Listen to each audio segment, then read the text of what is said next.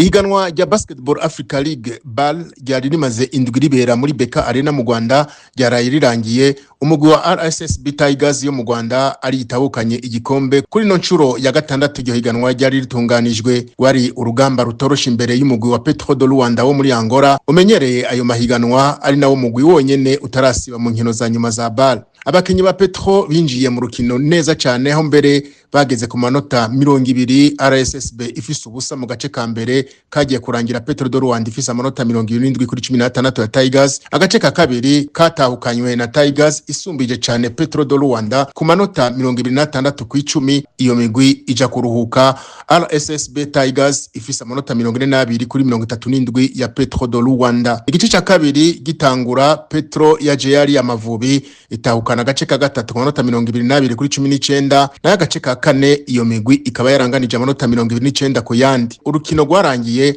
RSSB Tigers itahukanye intsinzi y'amanota 90 kuri 88 ya Petro do Luanda. Umugwi wo mu Rwanda utahukana igikombe ca BAL ubwa mbere imbere y'umukuru w'igihugu Paul Kagame. Uwo mugwi rero wo mu Rwanda ukaba ari uzoserukira Afrika mu nkino zihuza imigabane zizobera muri Singapore mu kwezi kw'icenda uno mwaka. Umukinyi w'iryo higanwa yabaye Leonard Craig Randall, yamuka muri Amerika, yakinira umugwi wa RSSB Tigers. Uwo mukinyi yarafashije cyane Tigers gutwara ico gikombe kuko nta rukino na rumwe yinjije amanota ari musi ya 30. Uwo mukinyi asize izina rikomeye mu Rwanda no mu nkino za BAL, kuko mu nkino za Conference Karahari muri Afrika y'Epfo uwo mukinyi yabaye wa mbere yinjije amanota menshi, aho yashikanye 58. RSSB Tigers iri kirakina na Dar City yo muri Tanzania. Ikibanza ca gatatu catahukanywe na Al Ahly yo muri Libya itsinze Al Ahly yo muri Misiri ku manota 106 kuri 98. Mu Burundi naho ihiganwa ryarabandanije muri basketball ku ndwi igira ya 17, aho yasozerewe kuri uno w'Imana, ahari hitezwe urukino rukomeye cyane hagati ya Dinamo na Tigers, umugwi uri kurerekana ko ushobora guhangana na Dinamo runani.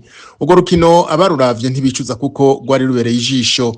Mu gace ka mbere Tigers yari ifise amanota 23 kuri 13 ya Dinamo, agace ka kabiri gatahukanwa na Dinamo ku manota 18 kuri 17. Iyo migwi ija kuruhuka, Tigers ifise amanota 37 kuri 33 ya Dinamo. Mu gice cya kabiri umugwi wa Dinamo waje wazikenyeye uratsinda agace ka gatatu ku manota 18 kuri 17, ariko nako kaza kurangira Tigers ikiri imbere. Abatari bake bakaba babona ko Dinamo ishobora gutakaza urukino rugira kabiri. Siko vyagenze, kuko ubunararibonye bw'abakinyi ba Dinamo bwarakoze cyane. Agace ka kane bagatsinda basumbije Tigers bimwe bigaragara ku manota 28 kuri 16, bica bifasha uwo mugwi gutahukana intsinzi yashimishije abakunzi b'uwo mugwi ku manota 75 kuri 70. Gutyo Dinamo igumana ikibanza ca mbere, aho inganya manota n'urunani rwatsinze gorohewe cyane Muzinga ku manota 99 kuri 48.